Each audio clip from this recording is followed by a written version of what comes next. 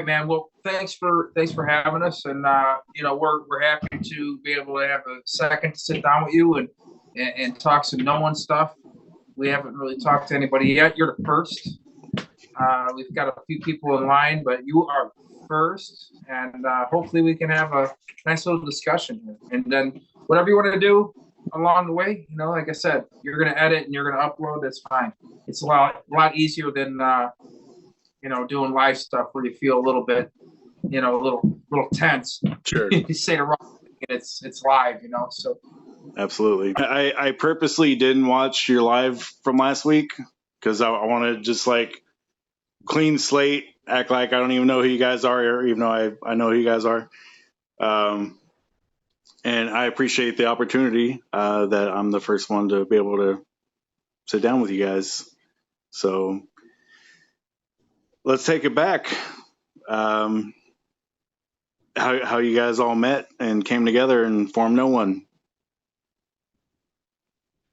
Well, it started when I went to a Guitar Center out on the south side of Chicago, and I was looking for a band. I was about 18 years old, and I ran into a little section when you walk in the door that says, heavy metal band looking for a singer.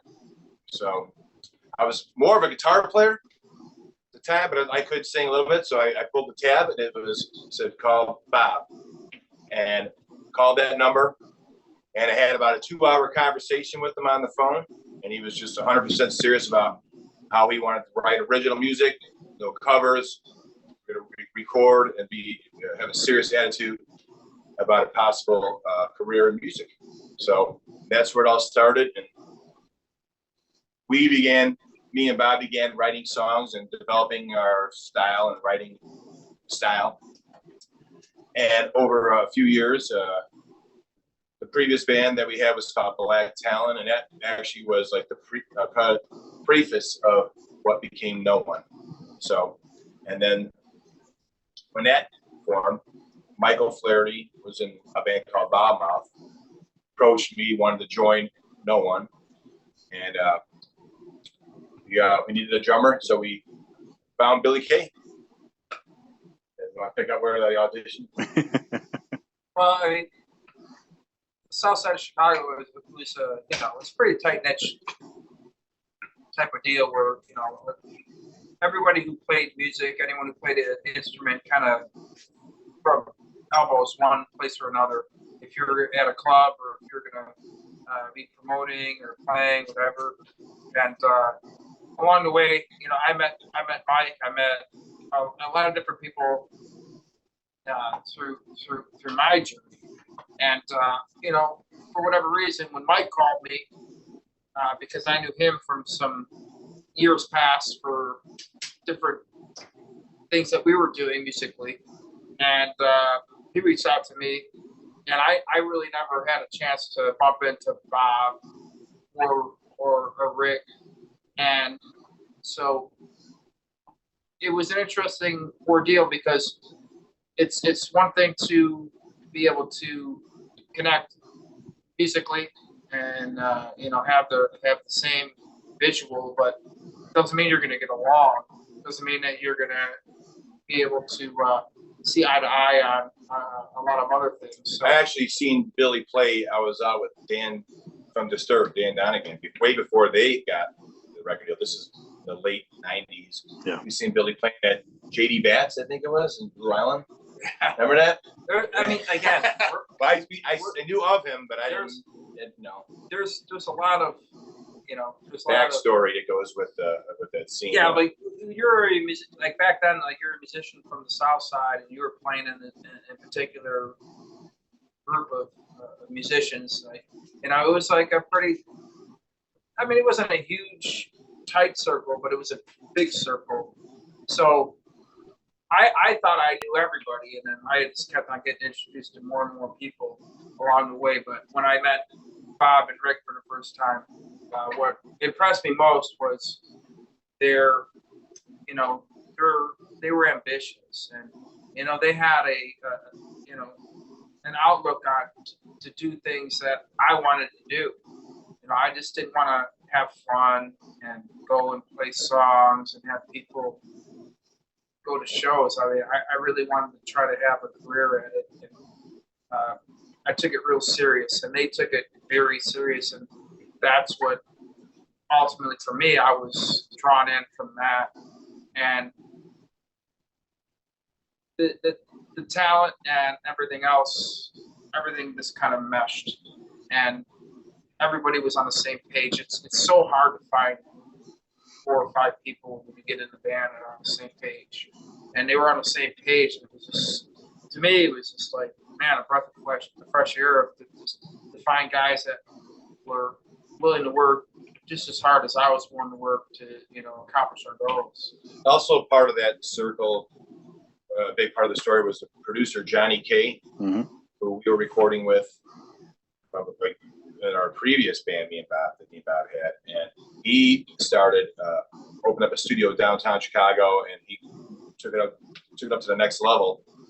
And he was right in the middle of all the mix between all the Chicago Southside bands, Disturbed, No One, Soil. So that was a big part of that coming together. Also, he would help us focus our songs and get our sound together. So he's a big part of the story as well. Another Southside guy. They'll always say it's not like how good you are, not what you know, it's who you know. And we were in a circle of people that were important and could push our music along the way. Whether it was management, whether it was Johnny K, producers, I mean, and then at the same time, you get Disturbed blowing up, didn't hurt us. It's funny how record labels chase a particular scene. If something's booming, they have to grab the next best thing that's along the way. They want to jump in on it. We were just in that market at that time, and we were working with the right people. We had the right songs, and it just so happened to happen with that particular band. But I will tell you this, that there was a lot of groundwork and a lot of blood, sweat, and tears in previous bands, and just slugging it out, playing those shows in front of 4, 10 people in these small bars and these beat up establishments coming up. So our band did have. Yeah, there wasn't much of an internet back then. I like to kind of say that. It was all just blood, sweat, and tears, man. I was all just hit the road, and you played in front of 10 people tonight. That's what you played in front of. Then you do it again the next night. Okay, but they weren't all that bad. But there were a few that were pretty like, what? There's like 3 tour buses outside and 10 people in here. What's going on? Yeah. Johnny Pole was one of the bands that we were playing with in Slaves on Dope. That rings a bell, yeah. But that's how the touring started. But then it got better as we went on. Yeah, you have to. Everything builds, it grows. But I mean, when you start, I don't think anyone, including like say Eminem or Kid Rock and people like that, will talk about stories about how they played in front of their family and friends, and they played in front of basically nobody other than people that they knew for no money, and they played their heart on that stage. And that's where I think now we're kind of losing that element with YouTube, because I mean it's a great way to get your music out there, but at the same token, it's like when you discover a band in person, if you stumble into a venue and you see a band that wows in the flesh, and it's gonna have a lot more impact than just scrolling through YouTube videos and saying like this band's rad, this band's great. You walk into a bar or a venue or a club and you bump into a really good band that you didn't expect. I can't even put it in words. Like, and I've seen bands like that. The last one that I saw was Brandon's cousin's. It was Pop Evil. Okay. And my old guitar player's cousin played bass for Pop Evil, and they were just getting started. He's like, "Hey, my buddy's playing at a small venue downtown. They did shows with Daughtry, Nickelback, and yada yada yada, and they're playing at this, this venue." We went there. There was literally probably 15 people there. And the sound system sucked. The venue sucked. Everything about it sucked. But this band in the raw, Pop Evil, they destroyed it.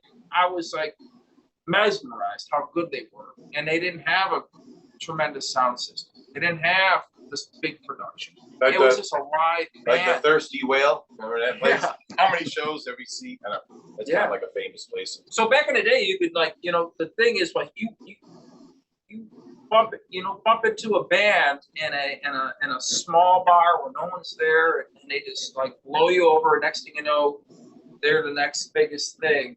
Well, now it's like reverse. Everybody's doing YouTube, and you got 300,000 subscribers, and you got this many views, but yeah, you haven't played any live shows. Yeah. So I think it's like almost reverse when it comes to music, what it is today. It's quite different. Yeah. It's not quite there. It's way different. It's a whole different ballgame nowadays. The way I discovered you guys was someone gave me the Pledge of Allegiance CD. It had and that's how I discovered you back then. And then I went out and bought the album, and which I still have. So I've been a fan since back then. 2001, 2002, and like a lot of the alternative metal bands of the time, like Simon Says and Scrape and American Head Charge and all that, like a lot of them only put out like an album or two, and then that was kind of it. Stereo Mud, that's another one.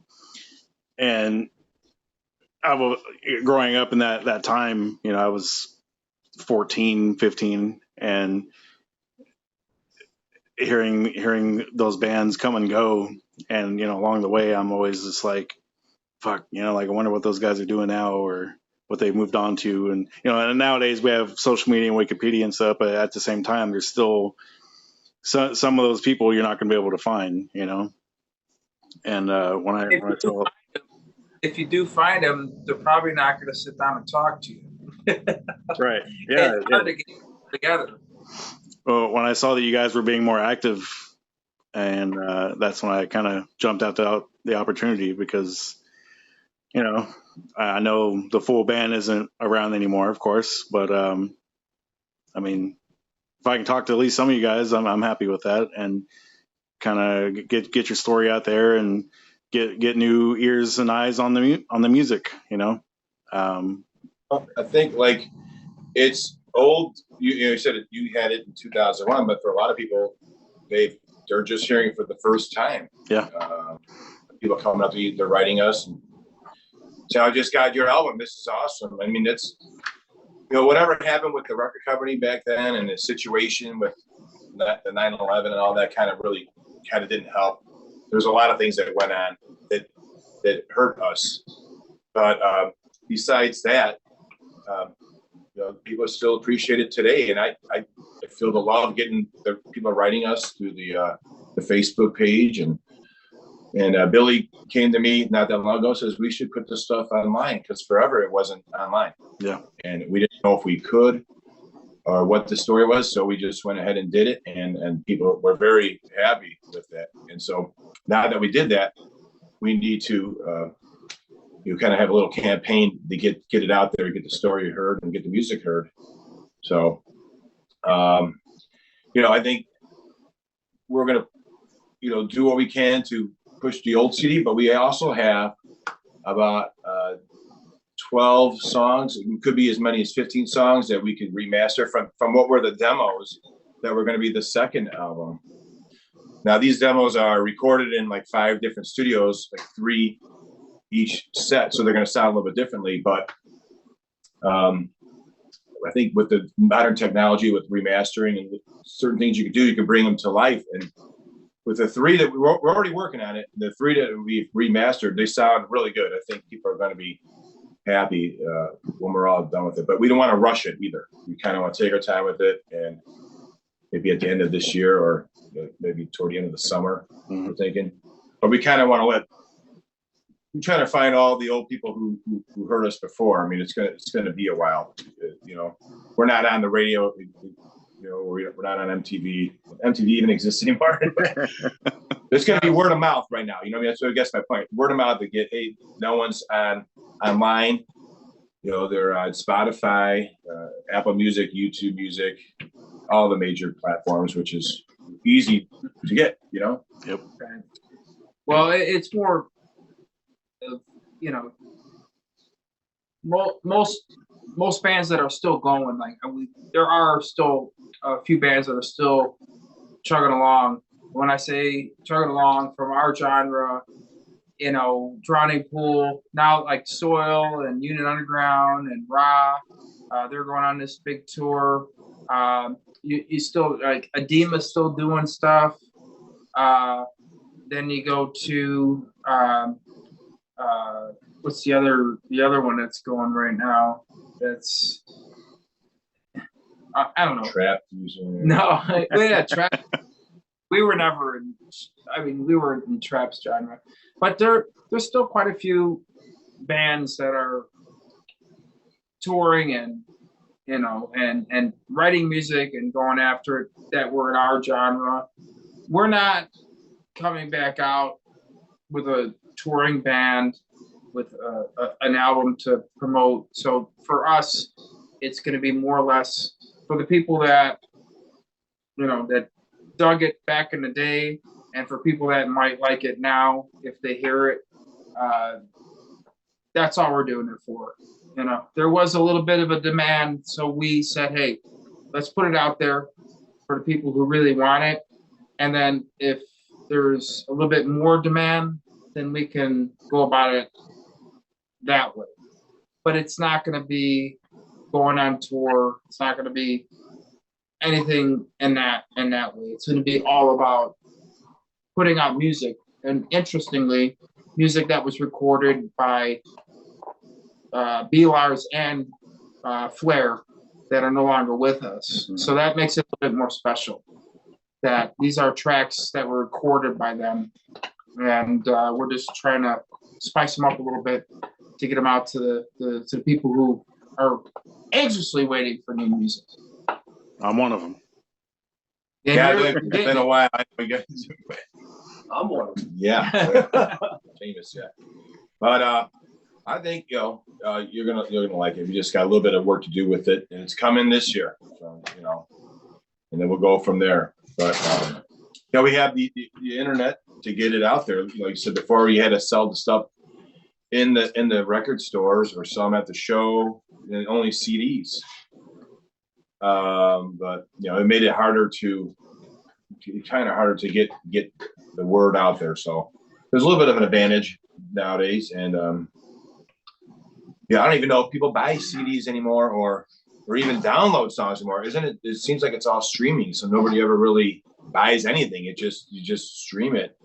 You subscribe to a platform for $10 a month or something, and you get anything you want for free. I don't know how record companies. That's why they're going out of business. And that's funny. Our first showcase in No One was for the Limp Bizkit Napster tour, and they were, like everyone's making a big deal about Lars, because actually Lars made a big deal about, hey, this isn't right. You shouldn't be able to download people's music for free or get it for free. And he was right. He was 1,000% on it. And Limp Bizkit got paid by Napster. So Napster eventually said, hey, you pay us a monthly subscription and you can download as much as you want. So that was the beginning. Like, we were in the very beginning of what was going to be the digital age. Yeah. Of what people were going to start doing to get their music. So my thought process from the beginning, when I was asked back in the day, it stays the same. Of course, I'm going to want my music to be heard. I want it to be, available to anyone who may be into this style of music. But I'm going to give you one or two tracks. Here you go. But I'm not going to. I definitely don't agree with giving somebody an entire album. Sure. This, the track or the 2 tracks or the 3 tracks we were putting on demos and these CDs and handing them out. That's something that to get you interested. And if you're interested and you want to hear more, hopefully you would go and buy the record, buy the album. So I would say, okay, a taste is perfectly fine. To this day, it's perfectly fine. But the entire album, that's where I draw the line. Like, there has to be a line drawn where, It's too late now. It's already. Yeah. Bands make money on merchandise and maybe shows. Well, not even that anymore, because the record labels take that from them now too. So, like I said, and the venues. Most record labels, it's all 360 deals. So, you're gonna split your merchandise, your touring, your album sales. Everything is just packaged together. Yeah, as a band, when you have a record deal like that, you're kind of torn between you want as many people to hear the music, like you said, but at that point, it's like your career, your job. So it's like, well, you're supposed to sell the albums to have an income. So, but I don't know how they're doing it nowadays. It makes it even harder. Well, you still gotta. They're doing it the same way. They're just spending a lot less money. That's how they're doing it.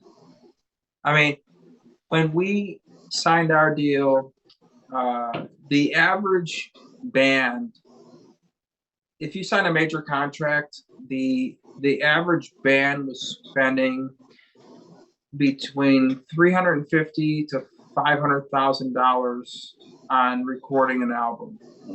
Okay, so think about that for a second.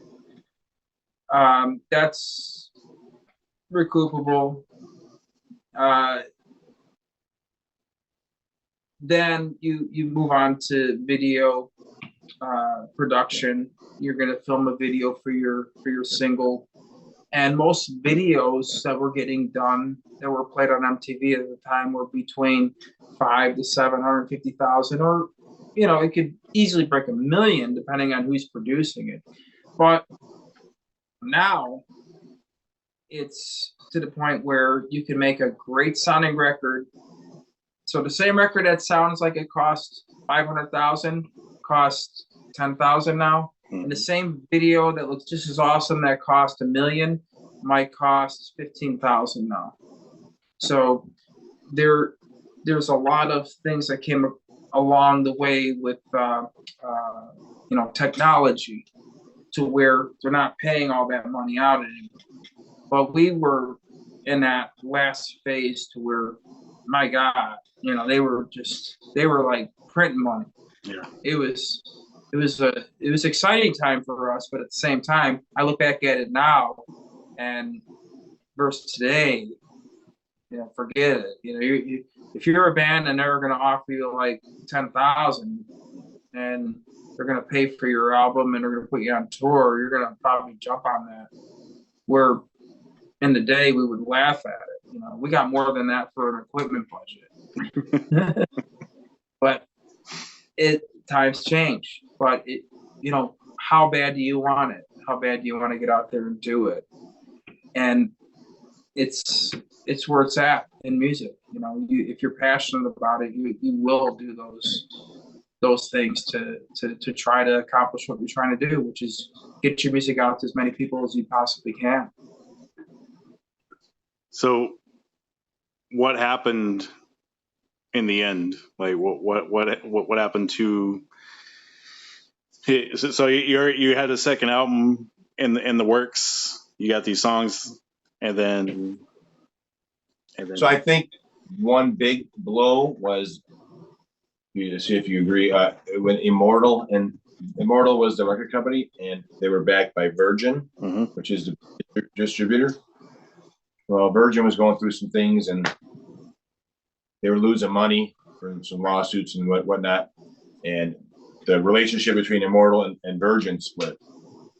So, which meant our next record wouldn't have had the major label distribution, correct? So it would have been like it's just a small independent kind of a thing, and that's a real rough road to go down. Yeah. You know what I mean? Without almost no hope of being on the radio or anything big. So we were we were just kind of just taking it slow and seeing what would happen. Yeah, Immortal. You know, when we signed to them, I mean, our first impression was Korn, Incubus. They signed under the new Virgin imprint was 30 Seconds to Mars. They did the Snot tribute, and they understood hard rock music. So that's a big reason why we chose them. Yeah. And what happened was, along the way, 9/11 happened, and all of our radio campaign just kind of hit the toilet, and we didn't have a chance at radio. We had the streets worked. Like, if you're gonna be a band and tour the country and set up a record, I mean, we couldn't have done it any better.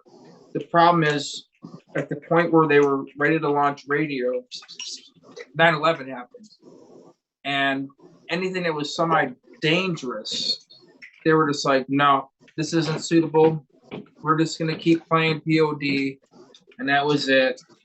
And that, you know, without strong radio without a strong radio campaign, without you know, strong video with MTV back then, you know, you couldn't sell anything significant. So, you know, we kind of got put on the side for a second. We kept going. We kept touring with the Pledge of Allegiance tour. And at that point, it was just surprising because we're on tour with Slipknot and System of a Down, and like System of a Down, Toxicity was blowing up at that time. Yeah. So we're on one of the biggest tours at that particular time for heavy metal. There was a lot to talk about, and they still could not get us played on the radio, which was crazy to me. And, you know, for us, and I try to explain this to everybody, is like, you know, if you don't have that momentum and if you don't sell records on the major corporate end, you know, they're going to cut their losses. Yep. They're going to say, do we stick with it, or we cut our losses? And for the label at this time, when Burke was talking about some losses, you want to talk about losses, it was the same year that Mariah Carey's Glitter on Virgin, they signed a huge deal with Mariah Carey on the Glitter soundtrack. Yeah. And it was about almost a $60 million loss for the company. It cost them $28 million to sign her. It cost her another $26 million to get her out of the contract.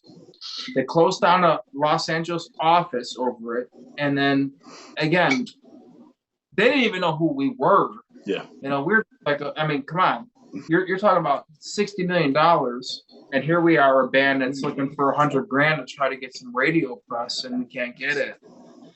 So, and at the end of the day, you could say that we signed with the right label. I just don't think that our timing was good. A lot of it has to do with timing. Sure. And our timing was bad. But everything else in along the way was good. It was good as far as who we toured with, all the bands that we played in front of. I mean, it was great. I'm just very surprised that they didn't have a marketing team that can get us played on the radio. But that's like music business. I mean, you know, but you know, talking about that, maybe some of the people out there, that's nobody gets like that, what the struggle of it is. But the music, what it is, if we can just get this music out there at this point and get it heard by as many people, that would just, you know, just make me completely satisfied. Like I said, it could be a new beginning, reaching new people. It's a different world out there. But I think even Bob, who's not with us, he's been gone for, it's going to be 10 years now. It's him playing on it. It's his talent. He would want that. He'd want his music out there. And there's a lot of there's a lot of good material that is going to be coming out of that. There's some stuff that's real heavy, and there's stuff that's a little bit more melodic stuff again too.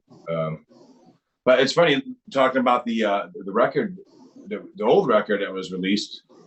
People are really digging songs that I never thought like a song called Again is getting like the second most streams right now on Spotify. Again, which I thought was like it was one of the last songs on the record, and of course we loved it, but we didn't think it was something that.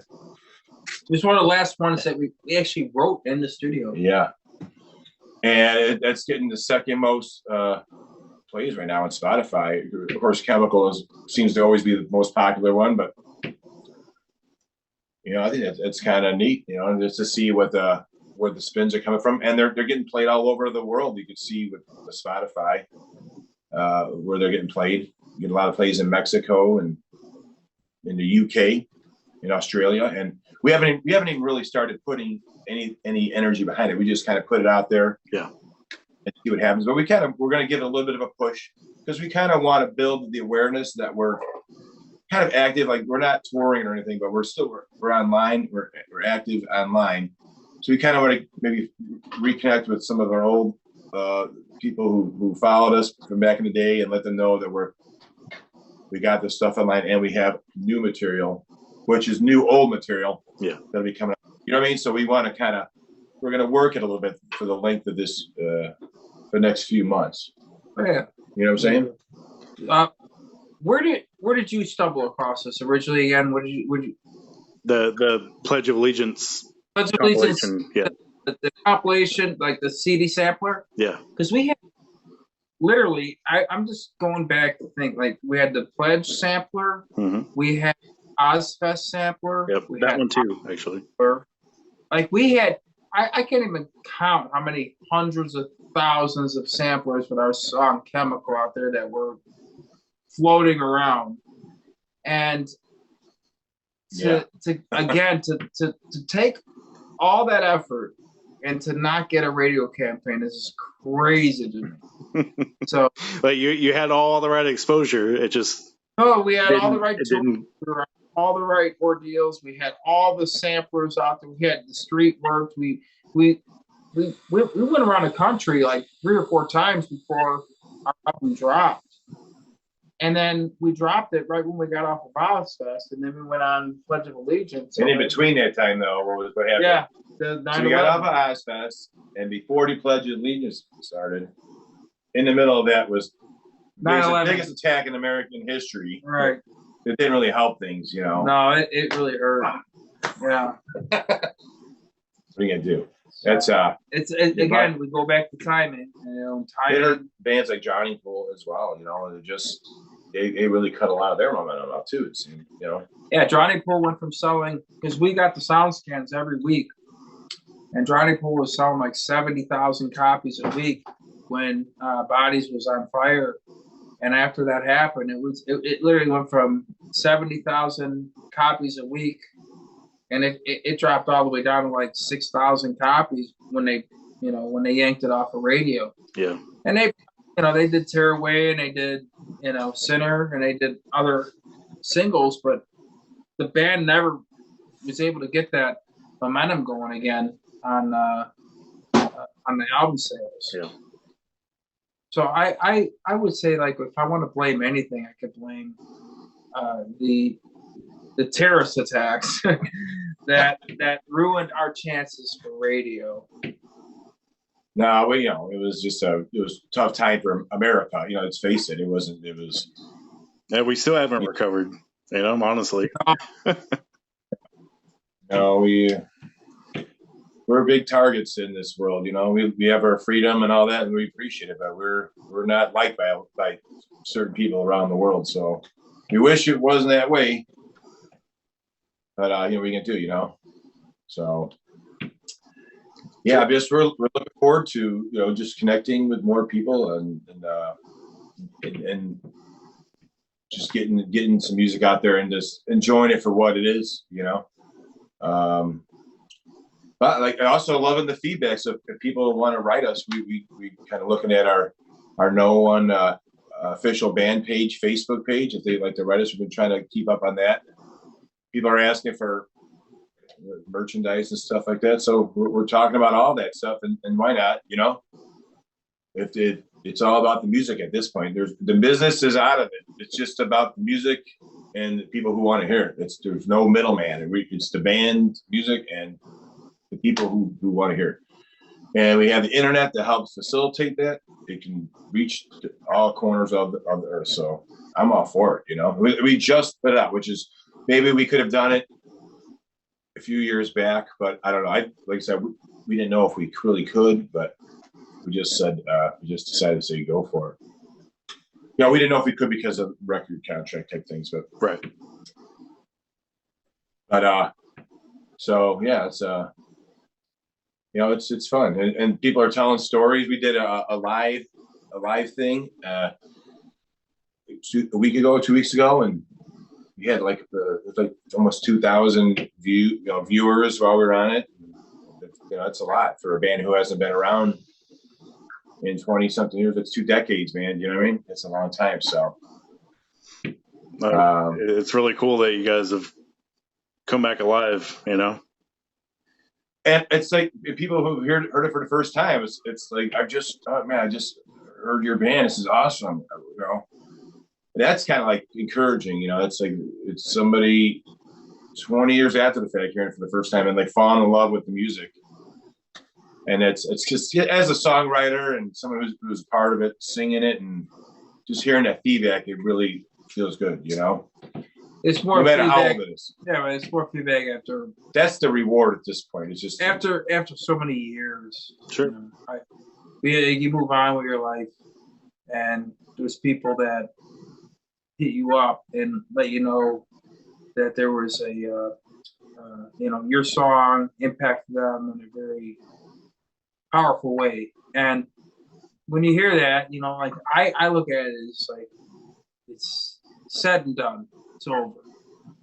But then somebody will come out with something like that, and then you're just like, wow, well, maybe it wasn't like just someone helped somebody through the depression. Right. I mean, there's some people that the music really it hit them in a way that you never even thought could hit somebody, and they're letting you know, and then you find out that they're 30 years younger than you. Yeah. And you're like, wow, that's to me that like it hits a certain spot where if somebody's being hit by that music and it's relating to them and it's getting them through a certain situation when you don't even think that you're anywhere in the loop of people paying attention. Well, it's like when you're like writing the words back in the day. I would sit by myself, dark room, acoustic guitar or something with me, and I'd just write what comes out of my mind, and it just how I truly felt. I didn't really, make anything.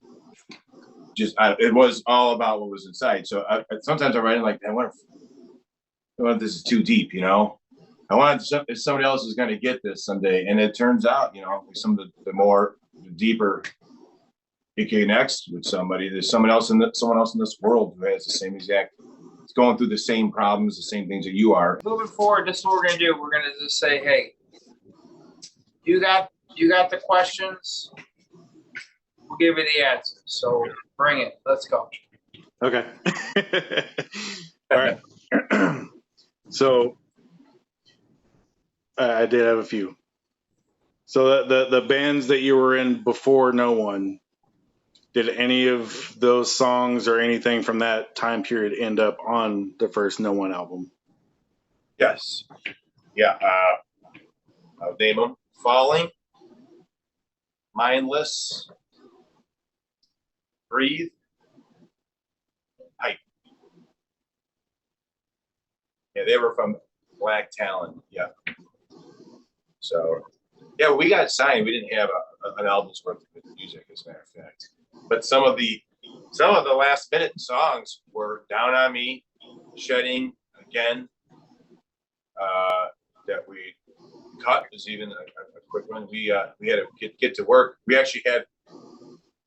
were at a record deal in the works before we had an album's worth of music. So we did have to go back to the Black Town, which is kind of, that's okay. It's combined to Bob's songs anyways from that era.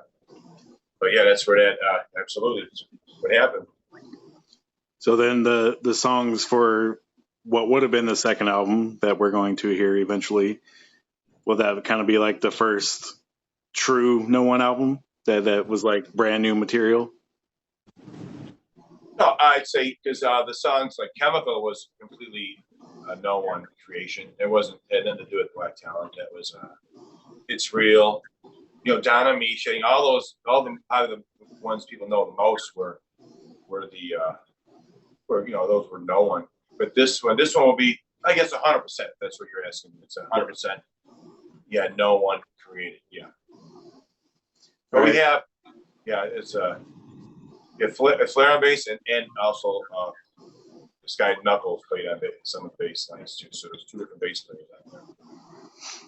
Now, you said early on about when you were putting the band together that there's going to be all originals, no covers, and all that stuff. But if you guys had done a cover song, what do you think it would have been? Well, we almost did, and I look back, we should have done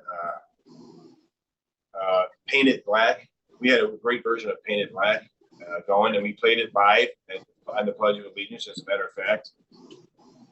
We should have recorded it back in the day. We should have just done it, put out just that single. Probably would have been good. But we do actually have a cover on this demo session. And I'm not going to tell you what it is right now. Okay. Let's see. Yeah.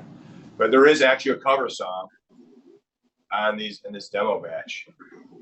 So, but it's not Painted Black either. Okay. So, yeah. And a nice little surprise there. So what did all of you guys end up doing after the band broke up? Well, Bob became an iron worker. So you're walking on top of tall buildings and skyscrapers and moving beams around and stuff like that. I was just a truck driver. I like driving around, listening to music, smoking cigarettes. I gave up the cigarettes, so, but it wasn't a bad job. If you like listening to music, just driving around in a truck. It's not. Was it Flair and Iron Worker too? Flair was pipe fitter. He was doing a lot of welding. Yeah, Bob and Flair were in the trades. Yeah.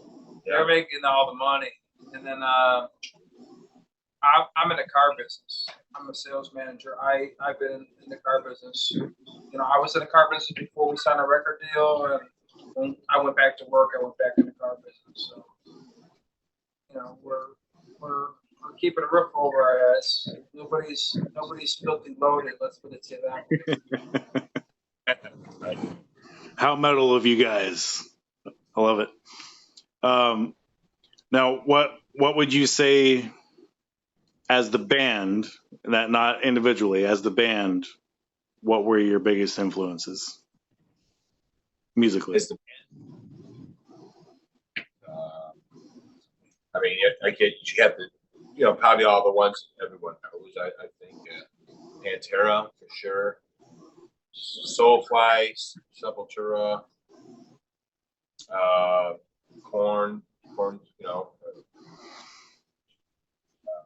Seven Dust was always huge. When we were coming up, Seven Dust was huge. Snot, remember the band Snot? It was I like that album. That was another fortunate thing that they only had one album. Yeah. But I loved the hell out of that record. I was influenced by all the 80s bands because I was like the old guy in the band. So I was like Queensryche, Fates Warning, Dream Theater. These guys didn't even have any idea what the hell I was listening to. I loved all that, that progressive metal. I was really influenced by that.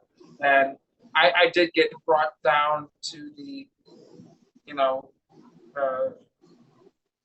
the grunge scene. I love Alice in Chains and Soundgarden. It's like it's like Soundgarden and Alice in Chains, and then you bring all those different elements of those metal bands. They're all very, melodic and technical and special in their own way, and that it drawed me to that.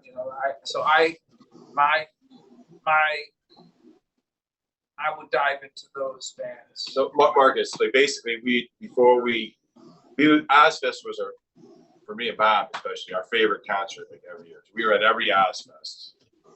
So everything on Access we love, you know what I mean? Obviously, and then it was a dream come true to actually be on the thing, you know, if you can imagine, you know. But anybody who was on Access, pretty much most of the bands, 99%. Of course, they get a couple being cared for, but that was just the greatest thing back in the day, the Access, you know. So, Well, that was a big influence right Corey there. Taylor and myself, when we were doing the Pledge of Allegiance tour, we would be backstage and he would have his acoustic guitar and we'd be saying all 80s rock bands. It was Skid Row. Yeah, my acoustic guitar. Yeah, your acoustic. You know, and we'd be backstage. So what are these guys doing? And everybody's like thinking, like, this is crazy. Like, what are they doing singing all these poser-ass 80s songs? And like, no cameras everybody's backstage is loving it. I'm gonna love 80s rock, you know? And if Corey's playing guitar, you know, you gotta be like, okay, it's okay. It's okay. Corey's playing guitar, so everyone was cool with it. And I was like singing with them. We did it all the time. It was like 80s rock. And I'm still a huge fan of it. You know, I'm like all in on Night Ranger, Foreigner, and all that shit. I love it. Yeah. But if you gotta go way back, I like Led Zeppelin also. Black Sabbath, Led Zeppelin. So. Well, we all go back. Our roots take us to. Like, I'm a drummer. How could I? If you asked me if I didn't listen to John Bonham, it would be like, you know, I'd get stoned by the public in the French quarters. Hey, throw the stones at him, you know. But yeah, but I was influenced by like simpleness of 80s rock. But those guys were all influenced by John Bonham. Of course. They were all influenced by Neil Peart. You know, they were all influenced by these people. But I didn't know them when I was a kid. I knew, you know, Alex Van Halen. I knew Vinnie Paul. I knew Tommy Lee.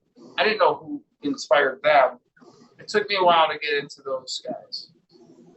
So it was cool to dive deep into it. And then we circled back to be in a room with a bunch of people playing Motley Crue and Skid Row and having them all love it. It was cool. Bunch of metalheads, you know. Back in the new metal age, all girls and guys, all their piercings and all that other shit, they're all loving it. Oh yeah. And it's a good time. So, in your careers since the band, how many people know about what you guys had done before? You know, touring the country and playing all these crazy metal shows and all that kind of stuff. Well, they're always at my work. They're always showing the video. They're like, you gotta see Rick back in the day. You know, they're always pulling up the Chemical video, and so they're talking about it quite a bit. You know, they get a kick out of it. And then some new guys are just hearing it for the first time that they're into it. So that's kind of neat, you know. But yeah, they call me rock star as a truck driver. Like, hey, that's rock star right there. You know, it's like we'll go with it. You know, it's all good. Yeah, same thing. You know, I got sales guys that are 23 years old, and somebody will tell them that, yeah, Bill used to play in a band. You know, and they YouTube it, and they're like, oh my God, it's amazing. Holy cow. You know, you guys were in a band, or you were in a band. Yeah, I mean, they don't look at you that way. They look at you as like a traditional old timer, their boss or whatever, or coworker. And then when they see that, you know, they get kind of floored by it. Like, oh yeah, I was your age once too. And I did cool shit. I'm sure it all went by in a blink of an eye in a lot of ways. I mean, it's hard to believe that, you know, the 90s is 30 years ago. I mean, it's kind of disgusting, really, but you know, here we are, and getting older, and they, like you said, you know, you got young 20-some-year-olds telling you, you know, what their what their perspective is on you doing something like that. And you're like, yeah. Well, let me tell you, I got some stories for you, Sonny. All right. Right, sitting on the porch like Clint Eastwood. Yeah. So you guys never did anything else musically? Like you didn't start any other bands or anything like that? We did all kinds of things along the way afterwards, like cover material. I did one. I did a couple original deals afterwards, and then went into just playing some cover music locally. And Rick is still doing it. You know, he's active in the scene. He's still playing music. And that what's cool is this is that, you know, when you look at you know, did you ever see the movie Rockstar? Yeah, a long time ago, but yeah. All right. So you see, like, you know, you have that picture when you're on top and you're playing in front of thousands of people, yada yada. Right. And then you realize this, you thought it would be everything and it's not everything, or even if you thought it was everything and it just, for whatever reason, it doesn't pan out. And the next thing you know, you're playing in a coffee house and you're completely fulfilled just playing music. And that, to me, is where it comes full circle. I think a lot of, you know, it really hits home to me where it says, you know, when you're younger, you know, you strive because all you want to do is be a rock star and you want to have fame and fortune and you want to have all this nonsense. And then when it comes full circle, you're completely fulfilled by playing in a room maybe with 15 or 30 people in a coffee house or in a small pub or a bar, and you're playing music that people are engaged in. And, you know, music at that point, to me, it happened to me when I played at my buddy's.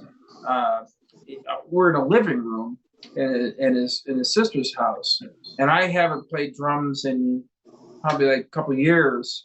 And we had this jam session, and we played in the living room, and we had this jam session. We're playing some Prince, and we're playing some all kinds of crazy shit. And I felt so good. And I was so fulfilled by just jamming and playing, where I had moments where I was playing with my last cover band in front of, you know, hundreds of people and feeling zero. You know, I didn't even want anything to do with it. It was like a chore to me. So I think that music in itself, moving forward, no one was awesome and did some of the greatest shit ever. Moving forward, can you go from playing a amphitheater or a arena to playing a small bar and be cool with that? That's where the people who keep going because it is in their hearts. And for me, it was there. It's still there, but it's not there like it used to be. Right. For him, for Merck, this guy works hard, and he's still doing it.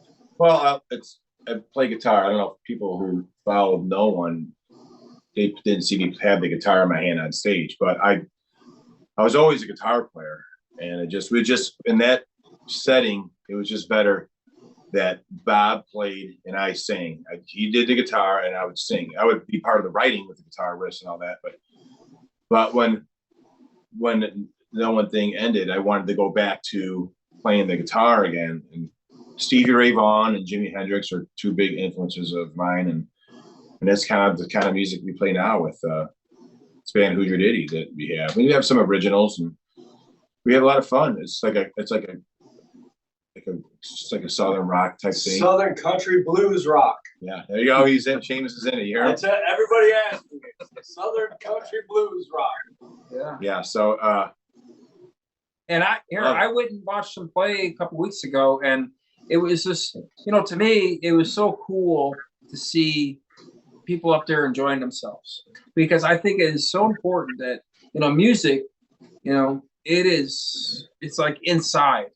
And if you don't enjoy it, you can read it. I could see it a mile away, like, you know. And I was like just up there, you know, I was watching these guys play, and I was jealous, honestly, because I saw how much fun they were having, and I saw how much they were, you know, consumed by this music. It's mostly. And that's what it's all about. You know, and when we're younger, it's about being a big, gigantic rock star. When you get older, it's about really, truly enjoying what you do and expressing yourself, no matter what who says or anyone says what your music is. It's like, this is what we do. You like it or you don't like it, you move on. So that's that. So if you could go back to, let's say, 1998, all right, and you now telling yourself then, what would you give? What advice would you give? 98? Yeah. Oh man. It's not even, to me, it's not even that much different, because I was so driven and I was so hungry that I can't say that anything that I did would have been done differently.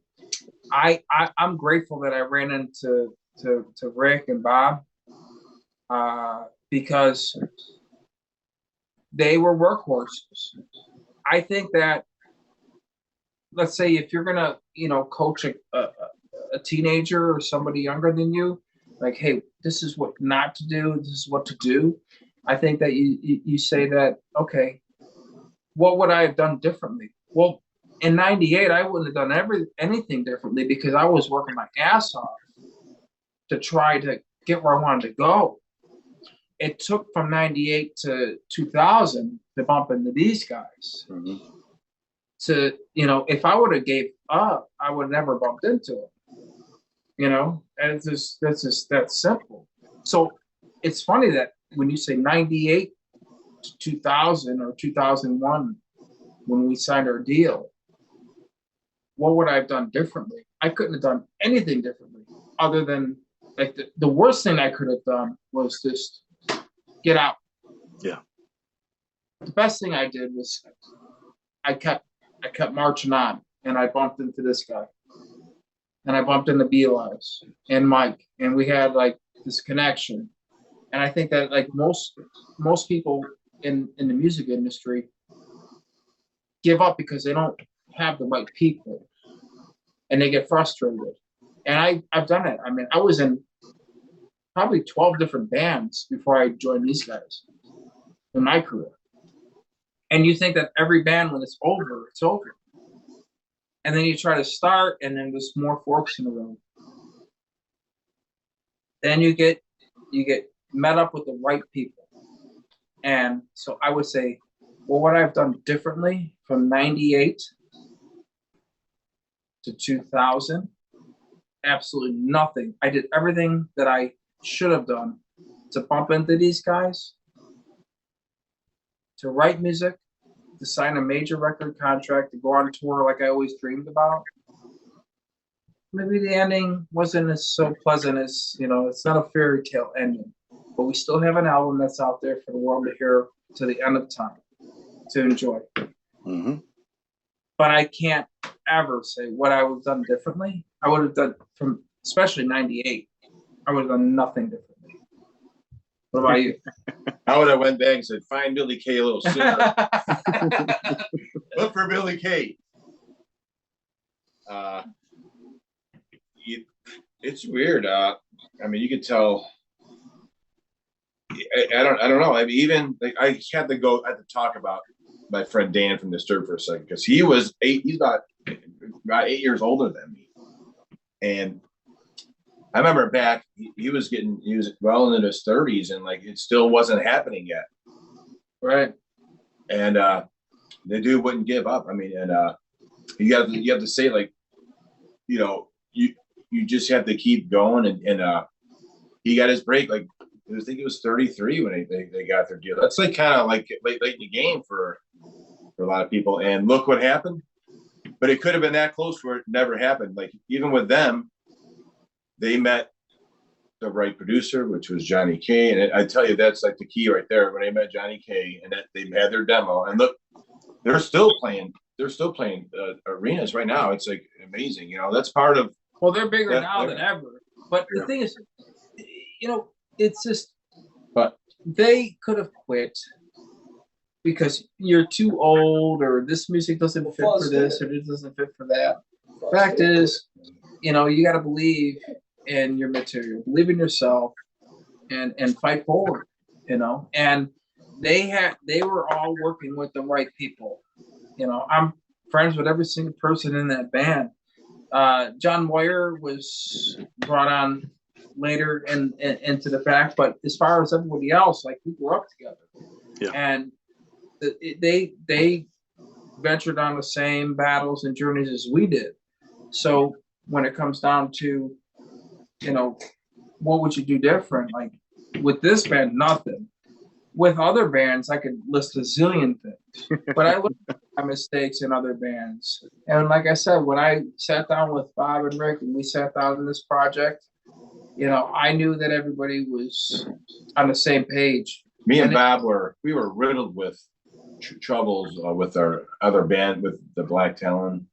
We had lots of problems with band members. You know, we went through a bunch of drummers, and you know, we went through a lot of bass players and all that. And once you finally get a solid band, you can really move forward. You have people not showing up for practice or late for gigs, and people coming to gigs asking, "Where's the bass player?" Or, you know, "Where's this guy?" Because he owes me. You know, there's just issues. I mean, but you don't want like that kind of stuff is just distraction. So it takes a while to find the right people, and that's what we really, I'd say, the biggest clincher was when we found Billy, and Mike was the bass player, was serious as could be. But before that, me and Bob were really struggling. We had songs, but we just couldn't get any traction going. As a matter of fact, when the year before, when Disturbed got their deal, we didn't even have a band. We got rid of the bass player, got rid of the drummer. We was just me and Bob writing songs with the drum machine for like about 6 months, and then Flair came in to me. That's actually what happened before knowing. It was me and Bob working with the drum machine for 6 months until we got a record deal. It was like the craziest switch around. And Flair came to me, and then we got Billy Kay, and then we got back on track. But it's just a weird thing. It was, I guess, darkest before dawn is another way it could be. But we looked like we were going nowhere for about 6 months. Meanwhile, Disturbed's on the radio, like, yeah, we got to get something going here, man. Yeah. I mean, but again, it was like, you know, you dream about a deal, and when it's in your backyard, and you know there's a potential. I mean, it was just, you know, that was it. It was like, for me, it was just like, this is now or never. At that time, I was 27 years old, and I was just like, I'm either gonna, you know, we're gonna make something happen now, or I'm not. I'm like, I'm gonna pull the plug. And we made it work. You know, we did some good stuff in a short period of time. And and I look back at it now, and it's just crazy to me to think that, you know, I quit my job before we had a deal. I didn't even have a job lined up. I just quit a job so I had more time to practice with the band.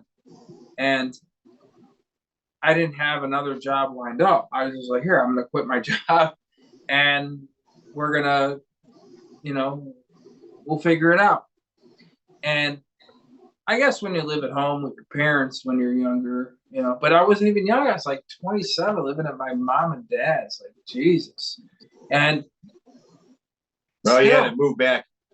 You can't have like a house payment. You have to kind of cut all the ties and things like that if you're going to do this. No, if I had any type of like, you were married with a lot of kids, you can't. It's really tough. But I was adamant. I was like, yeah, whatever it takes, let's go, let's do it. I don't care how much we have to practice. I don't care how much we gotta, you know, sacrifice. I don't care. Let's go. Let's do it. I'm on. And these guys, okay. And, you know, we worked hard, and we ended up getting a deal, and we ended up doing a lot of good shit. But you know, it didn't work out. So that's to typical story for most bands. You know, some bands don't even release their album. Yeah. They get shelved and they're done. They get nothing. You know, we did a lot, and we toured a lot, and we played in front of a lot of people. And there's a lot of bands that never even got to play in front of people. They signed a deal, like our friends at Head On. They signed with Columbia, and they played a few spot showcases here and there for radio, and that was it. And the label just pulled the plug, and they got shelved. So, I mean, it could have been worse. It could have been better, but 20, almost 25 years later, there's people still talking about it, which is cool. I'm like, Want to add more years onto it? It's like 23 years. Yeah, 23, but 25. whatever. This 23. I'm just floored about people still actually talking about it, and when people bring up their memories where they met us, and you know their experience at whatever venue. And yeah, they tell the story like they remember. Like, yeah, so and they were, you know, they were like you. How old did you say you were when you got that? 14. Yeah, at the time I was like 14, going on 15. Back in 2001. There's so many people like yourself. They're like 14, 15 years old, 13 years old, that are grown adults. You know, they're living lives, and they still are fans, and they're talking about it, which to me is just so flattering. It's humbling. But where did what you said you've seen us? Right? Where did you? Can I ask you a question now? Where did you see us at? What city was it in? I never got to see you live, but if I did, it would have been in LA. I was LA. Okay. Yeah, that's where I was living at the time. And then by the time you broke up, I was living in Vegas. You would have seen us at the LA Forum. Yeah, we played the Forum. Yeah. Or Whiskey a Go-Go. Yeah, we played. We played a sold out show with Spine Shank, El Nino, Switched, at Whiskey, and then the next show we played was with System of a Down, Slipknot, Mudvayne, everybody at the LA Forum. Yeah, that was crazy. And yeah, there was what a fucking lineup for either of those. Yeah, there was at the LA Forum, there was like 600 people on the guest list. Yeah, Kirk Hammett was there. No, Kirk Hammett was in San Jose. Oh, he's San Jose. Kirk Yes. Hammett. Okay, now he got to watch us play. How's that? We got the rub metal royalty there. We got the rub elbows with like some of the biggest rock stars. It was so cool. Yeah. See, stories. You got stories. You know, and that's really above all else. You know, whether you were super rich rock stars or not, the fact that you guys were able to do what you did, you have a lifetime of stories to tell. You know, the stories are endless. I can write a book. Do you have a bunch of pictures and stuff from like Ozfest and all that? Like there's a DVD we put out, and our buddy does this No One Television. You can find like pieces of the DVD on there, which has Ozfest footage, Pledge of Allegiance footage. And there's, if we want to go through it someday, there's more to go through. But the DVD is a nice way to look at it, and you can find that No One Music on YouTube. So, we have pictures that nobody's seen, and Bob had them in his possession. Like when we were at. So I'm going to give you a story right now, a quick one that. Is to me just a surreal story where what would you do when you're like, we were pre-recording second album material. Scott Humphrey was his name, producer. Yep. He's done all Rob Zombies and Power Man 5000 stuff, and we're Hollywood Hills, And he says, "Hey guys, Tommy Lee wants to come over and check out some of your tracks, maybe do some plugging." We're like, okay. So Tommy Lee comes to the fucking studio, and then I'm in disbelief. They're like, "Hey, Tommy Lee's coming over to the studio, Bill." I'm in the hotel. I'm like, "He ain't coming to the studio." "No, he's coming. Come over." I come over to the studio. Sure enough, I go there. Tommy's there. He's like one of my all-time icon legends. Now I'm sitting in here in the studio with Tommy Lee. And then Tommy Lee's like, "Hey, bros." It's like, we want to get these vocal tracks mixed right. I think that we can probably get them done better if we go to my house. You guys want to bring the tracks to my house? And I'm like, "Okay, Tommy, that's cool. Let's bring them to your house." So we file the tracks. We jump in the van, and then we drive over to Tommy Lee's house in Malibu. We get into like Malibu. We pull up into his house, open the gates, and it's like the house that was on MTV Cribs, the same house that was on MTV Cribs. I'm like, I can't believe this is happening right now. So we get into the house, and the pillow room. Did you ever see the MTV Cribs with the pillow room in Tommy Lee's house? Way back then, yeah. So he's got all the playmates and shit. They're all laying all over the pillow. Yeah. It was the same ass house. There was a pillow room next to his studio. So we're in the studio, and he's just like, at this time, broken up with Pamela. He's got kids with her, and he's dating Prince's ex. What was her name? I don't even remember her name. He was dating Prince's ex-girlfriend. He's like, "Hey, babe, come over here and make the guys a martini." So she comes over and she starts making us some mango martinis, making us drinks, this and that. Well, they had plans to go to dinner in Malibu. And it's like he's got his girlfriend, her mom, the kids, everybody else. He sends them off. He's like, "I'll be out there," because he wanted to hang out with us and record music. He was recording vocals. He was doing backup vocals with us. And he's like, "Hey, would you guys mind? Like drop me off at the restaurant?" And we're like, "Yeah, no problem, Tommy. No problem at all." So at the end of the day, because he just loves music so much, he blows the girlfriend off with the kids. They leave. Then when we're done, we jump in the Immortal Records promotion van with Tommy Lee in it, and then we drive to this exclusive restaurant, probably with Dave Leno and everybody, or Jay Leno and everybody else. And we get to the front. He's like, "All right, bros, thanks, man." He's like, "I think you guys got it. We got this. Thanks again, bros. Later." And he's like high-fiving us, jumping out in the van. He like just dusted off into this restaurant. And to me, you can't buy that. You can't buy that type of story. No. It happened. It was Tommy Lee, one of my idols. And he like ventured off. He went to the restaurant, probably pissed off his old lady because he was like, trust me when I tell you, he wasn't dressed nice. Ripped up t-shirt, jeans, t-shirt, whatever, going into like this $high seafood place.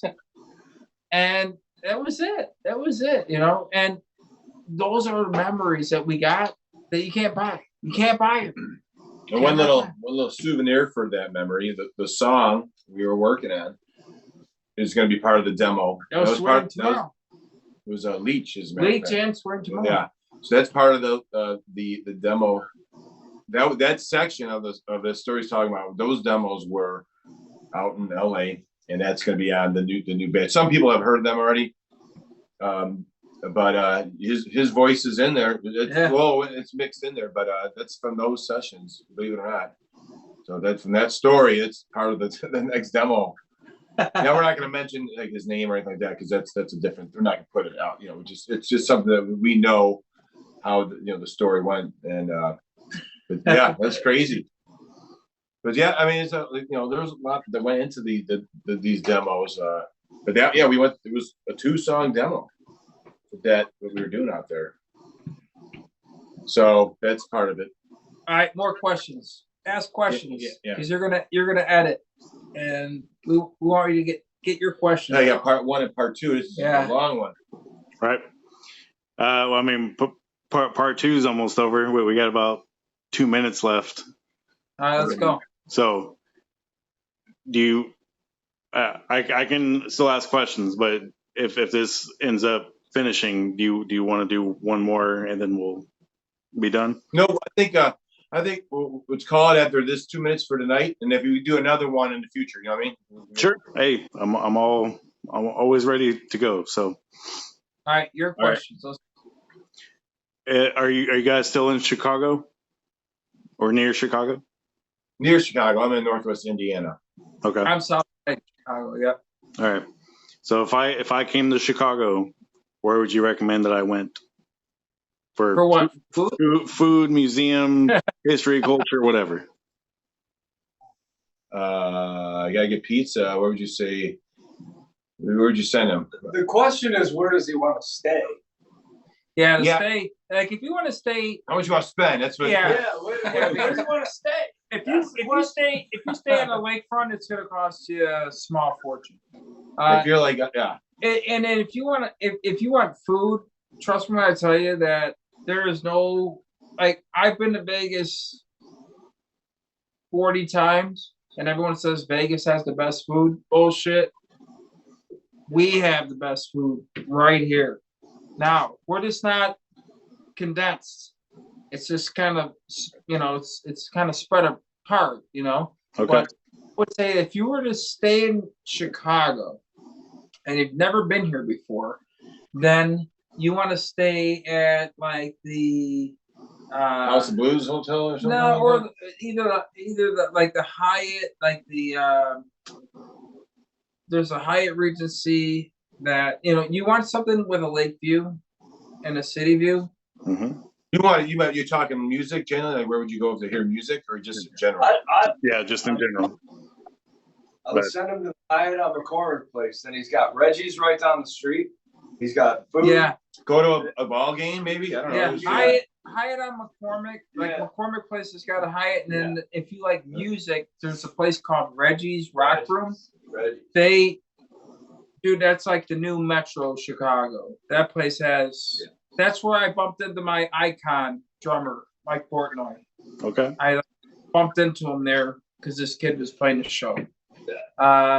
Reggie's great, but so if you're musician wise, I think that would be a great spot. It's going to cost you though. To be honest, I haven't been to Chicago in a long time. I don't go. I'm in Northwest Indiana. So the reason why the video ended abruptly is we ran out of time twice on Zoom because we chatted for so long. But I greatly appreciate their time and fantastic, and we'll probably talk again. So thank you for watching if you watched this whole thing, and as they said in the video, look forward to new music.